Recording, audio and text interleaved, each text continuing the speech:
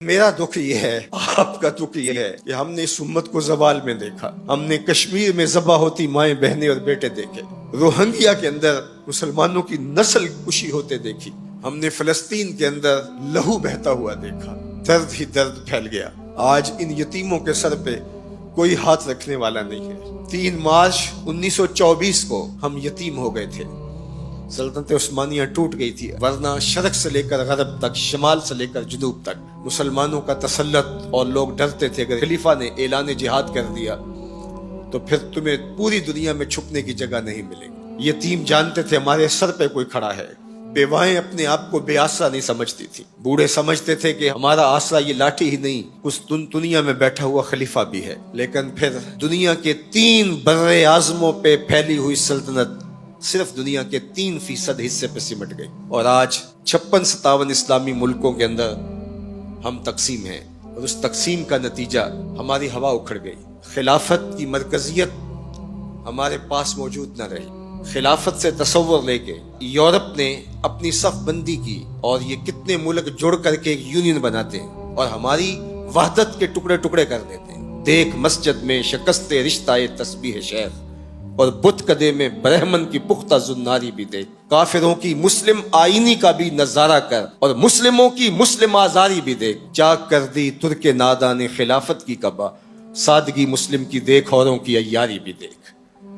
آج وہ ہدف حاصل کر چکے ہیں۔ آج فلسطین کے اندر قیامت ٹوٹی ہوئی ہے، دنیا کا میڈیا خاموش ہے، یہ جو خبریں ہمارے تک پہنچ رہی ہیں یہ باقاعدہ سینسر ہو کے آ رہی ہیں۔ یہ سوشل میڈیا کی وجہ سے کچھ تصاویر آ جاتی ہیں، کچھ بلکتے روتے بچے، کوئی بین کرتی مائیں، اور کوئی فریاد کرتے بوڑھے ہماری جانب دیکھ رہے ہیں۔ ہماری جانب کیوں دیکھ رہے ہو؟ ہم تمہاری مدد کو نہیں پہنچنے والے۔ گلی میں 3 اوباش کھڑے تھے تو کھڑے کھڑے ان کی شرط لگ گئی کہ دیکھتے ہیں ہم میں سے سب سے بڑا بے غیرت کون ہے۔ تو یہ ثابت کرنے کے لیے گلی میں ایک بوڑھی خاتون آ رہی تھی جس کے ہاتھ میں ڈنڈا تھا، اور اس کو ٹیک ٹیک کے چل رہی تھی۔ ایک اوباش آگے بڑھا اور اس بوڑھی خاتون کے بڑھاپے کا لحاظ کیے بغیر اس کو دھکا دے دیا، وہ گر گئی۔ بہت بڑی بے غیرتی کا اس نے ثبوت فراہم کر دیا۔ لیکن دوسرا آگے بڑھا اور اس نے اس گری ہوئی بوڑھی خاتون کے اوپر ڈنڈے برسانے شروع کر دیے۔ اب تیسرے کی باری تھی، لیکن وہ ساکت کھڑا تھا، اور وہ بوڑھی خاتون تھوڑا سا سنبھلی اور اس نوجوان کو کہتی ہے تو سب سے بڑا بے غیرت ہے۔ تو ان 2 نوجوانوں نے پوچھا کہ کارنامے تو ہم نے سر انجام دیے، اور سب سے بڑے بے غیرت کی ڈگری تم لے گئے ہو، اور یہ بھی تمہیں کہہ رہی ہے۔ کہا تم نہیں جانتے یہ خاتون میری ماں لگتی ہے۔ آج اسرائیل نے ان کو مارا، برطانیہ کا وزیر اعظم جنگی جہاز کے اوپر بیٹھ کے ان گرے ہوئے مفلوک الحال لوگوں پر بم برسانے کے لیے خود پہنچا، لیکن وہ کہہ رہے امت مسلمہ تم بے غیرت ہو، ہم تمہاری مائیں لگتی ہیں، ہم تمہاری بہنیں لگتی ہیں،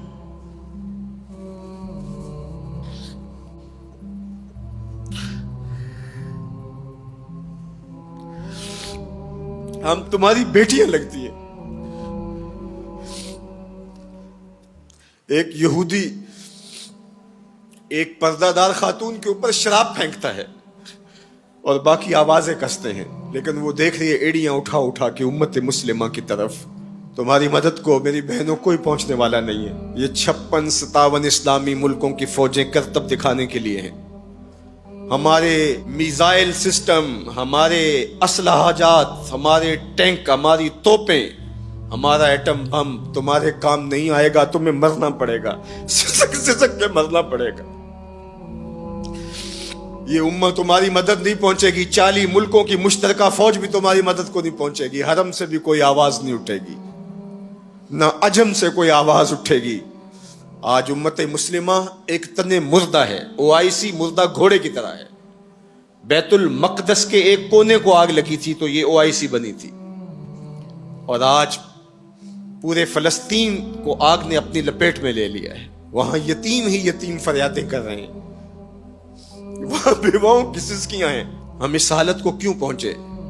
اس لیے کہ ہم نے قرآن کو چھوڑ دیا۔ نہ ہماری عدالت میں قرآن ہے، نہ ہماری معاشرت میں قرآن ہے، نہ ہماری معیشت میں قرآن ہے، نہ ہمارے مقننہ میں قرآن ہے، آج قرآن صرف 2 جلدوں میں بند کر کے ہمارے طاق پہ سجا ہوا ہے. یہ نظام حیات تھا. ہم آج تک اسی برطانوی قانون پر جی رہے ہیں. ہم قرآن کا ضابطہ نہیں لا سکے. 56-57 اسلامی ملک. مجھے بتاؤ آج کسی کو کوئی کہیں سے نکال دے تو دوسرا ملک نیشنلٹی دے دیتا ہے, اس کو شہریت دے دیتا ہے. آج اسلام کو ملک بدر کیا گیا. بتاؤ 56-57 اسلامی ملکوں نے کس نے اس کو شہریت دی ہے؟ کہاں جمہوریت, کہیں بادشاہت, کہاں شخصی نظم.